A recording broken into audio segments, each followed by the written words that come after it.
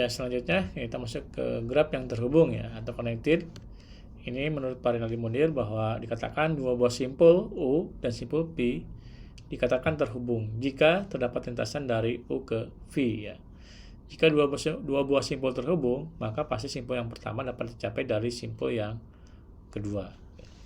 Jika setiap pasang simpul di dalam graf terhubung, maka graf tersebut dinamakan graf terhubung. Dan graf tak berarah G disebut graf terhubung jika untuk setiap pasang simpul U dan V di dalam himpunan V terdapat lintasan dari U ke V. Jika tidak, maka disebut graf tak terhubung. Nah, ini kita bisa lihat contohnya salah satu graf terhubung ya. Jadi setiap simpul ini dia mempunyai himpunan sisinya satu ya. Ini juga sama, hanya di sini dikasih nama himpunan sisinya. Di sini kita punya graf yang tak terhubung ya. Ini ada 5, 6, 7, 8 dan ada 8 sampai 5 ini dia tidak terhubung. Nah, graf berarah G dikatakan terhubung jika graf tak berarahnya itu terhubung. Dua simpul U dan V pada graf berarah G disebut terhubung kuat atau istilahnya itu biasanya strongly connected ya. Jika terdapat lintasan berarah dari U ke V dan juga sebaliknya lintasan berarah dari V ke U. Jika U dan V tidak terhubung kuat, tetapi tetap terhubung pada graf tak berarahnya, maka U dan V dikatakan terhubung lemah. Nah, graf berarah G disebut graf terhubung kuat atau istilahnya tadi strongly connected graf apabila setiap pasang simpul sembarang VI dan VJ di G itu terhubung kuat.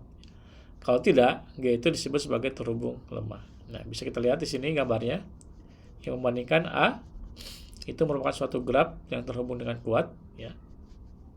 Masing-masingnya, dan B ini graf berarah terhubung dengan lemah ya.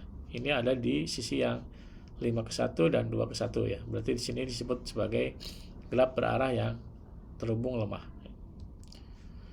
Nah, komponen selanjutnya itu ada yang namanya upagraf atau subgraf dan komponen dari upagraf. Misalkan kita punya graf ya dengan V, E itu adalah sebuah graf dan kita punya graf yang lainnya G1 sama dengan V1 E1 adalah upagraf atau subgraf dari G. Jika V1 itu merupakan himpunan bagian dari V dan E1 merupakan himpunan bagian dari E. Ya, kita bisa lihat di sini bahwa ini merupakan G dan ini merupakan G1. Maka di sini dinyatakan sebagai graf upagraf ya, karena ini hampir sama dengan G ya, atau bisa dikatakan bahwa G1 ini merupakan himpunan bagian dari G.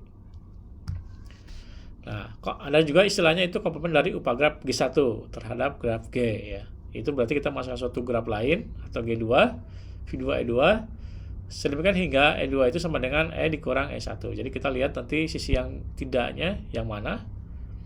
Dan V2 adalah himpunan simpul yang anggota-anggota E2-nya itu bersisian dengan ya. Ya, kita bisa lihat di sini. Tadi gambar yang upagraf yang pertama itu yang ini ya. Berarti nanti kita punya komplemennya. Berarti sisi mana yang belum masuk ya, dan vertex mana yang belum masuk atau simpul mana yang belum masuk ya. Berarti inilah yang dinamakan sebagai komplement dari upagraf G1 ya. Dan ada upagraf terentang ya, atau upagraf G1 itu sama dengan V1 E1 dari graf G VA dikatakan upagraf terentang jika V1 itu sama dengan V, yaitu G1 yang mengandung semua simpul dari G ya. Ini kita bisa lihat G1-nya ya. Dan ini kita bisa lihat terentangnya ya. Jadi semua simpulnya itu dia miliki ya. Ada 1, 2, 3, 4, 5. Di sini juga ada 1, 2, 3, 4, 5. Nah, itu dikatakan sebagai upagraf yang terentang. Nah, ada juga istilahnya itu cut set ya. Cut set itu merupakan suatu graf terhubung G ya. Dimana jika kita lepaskan sisinya itu artinya dibuang dari G, itu menyebabkan G itu tidak terhubung.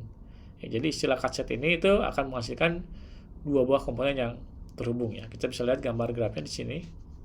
Ini terhubung semua dan kita cut set ya. Jadi ada yang dihapus yaitu yang sisi yang ini dengan sisi yang bawah ya. Yang bawah dan sisi yang ini juga ada 3 yang dihapus. Maka dia menjadikan suatu komponen yang jadi tidak terhubung ya. Dilepas. Itu yang dinamakan sebagai istilahnya cut set. Nah, ada juga graf berbobot atau weighted graph ya. Jadi graf berbobot ini adalah suatu graf di mana setiap sisinya tadi diberi sebuah harga atau bobot ya.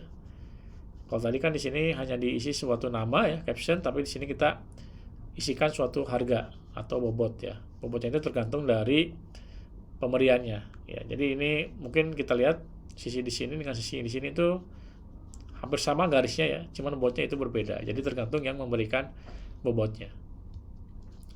Nah, sekian presentasi materi pertama dari graph. Nanti kita lanjutkan ke materi yang kedua. Terima kasih.